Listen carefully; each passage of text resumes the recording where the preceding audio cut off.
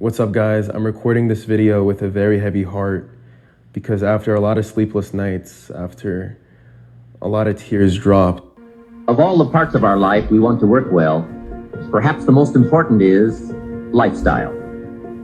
Mr. Shope gave me one of his strongest concepts when he said, "Don't just learn how to earn, learn how to live."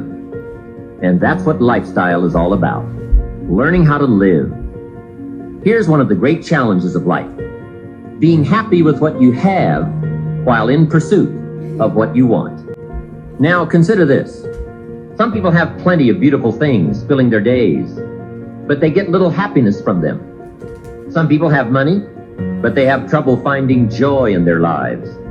Imagine a father wads up a $5 bill and throws it at his son, saying, "Here, if you need the darn stuff that bad, take it."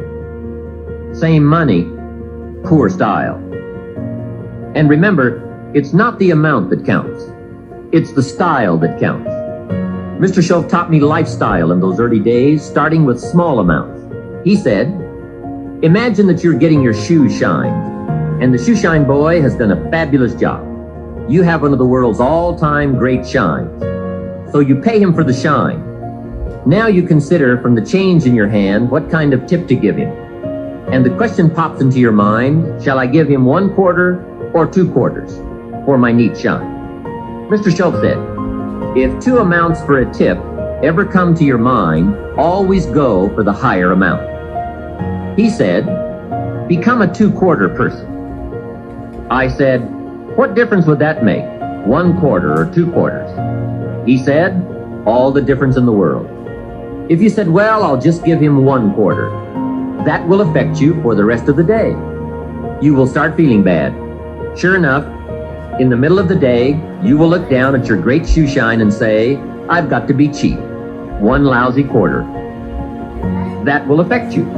However, if you go for 2 quarters, Shope said you can't believe the feeling you can buy for another quarter. That's lifestyle.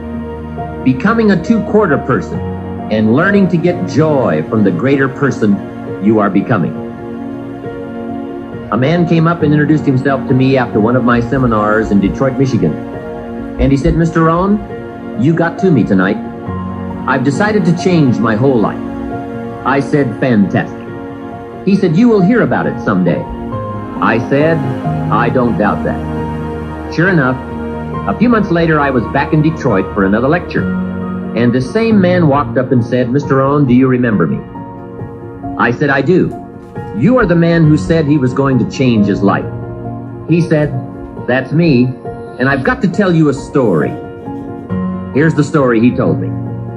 After the last seminar, he said, I started thinking about ways to begin changing my life. And I decided to start with my family. I have 2 lovely teenage daughters, the best kids anyone could ask for. They never give me any trouble. However, I've always given them a hard time, especially as teenagers. One of the things they dearly love to do is to go to rock and roll concerts, to see their favorite performers. Now, I've always given them a hard time on this subject. They would ask to go, and I would say, no, I don't want you to go. The music is too loud. You'll ruin your hearing. And besides, it's the wrong crowd. I would always give them a hard time. Then they would beg, please, Daddy, we want to go. We don't give you any trouble. We're good girls. Please let us go. Well, after they had begged long enough, I would reluctantly throw them the money and say, okay, if you have to go that bad. So that's where I decided to start to make some changes in my life. Then he said, here's what I did. Not long ago, I saw this advertisement that one of my daughter's favorite performers was coming to town. Guess what I did? I went down to the concert hall and bought the tickets myself. Later that day, when I saw my girls, I handed them this envelope and said, daughters of mine, you may not believe this, but inside this envelope are your tickets to the concert that's coming to town. I knew it was one of their favorites. They could not believe it. Then I told them one more thing. I said, begging days are over. Now my girls really couldn't believe it. Finally, I made them promise not to open the envelope till they got to the concert. And they agreed. Now comes concert time.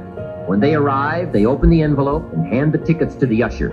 He says, "Follow me." And he starts down front. They say, "Wait a minute, something must be wrong." The usher looks at the tickets and says, "Nothing is wrong, follow me." They walk down front, 10th row, center. Now the girls really cannot believe it.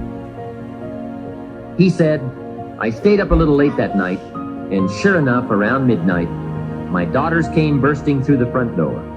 One of them lands in my lap, the other one has her arms around my neck, and they both say, 'You have got to be one of the world's all-time great fathers.'" What a neat story. What a great example of how it's possible, with just a change in attitude and a little thought, to live the good life. Same money, different style. Remember, the challenge is to get joy from your life and what you have to share. It's not the amount that counts. It's the uniqueness, the love, and the attitude that counts.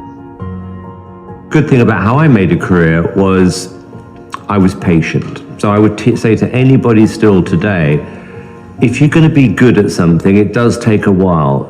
Just enjoy the getting there. You're going to get fed up, you're going to get disheartened, and people are going to tell you you're useless. Had all that.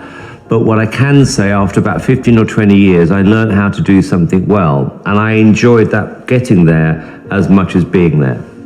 I think it depends what you want in your life. I mean, what I realized very young is that I didn't want to live in fear.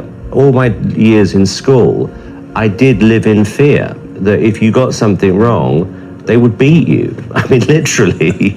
So you were kind of nervous. And I was always scared that I could have a job, which I may not be very good in, and my boss could hate me. And if he hated me, he could fire me.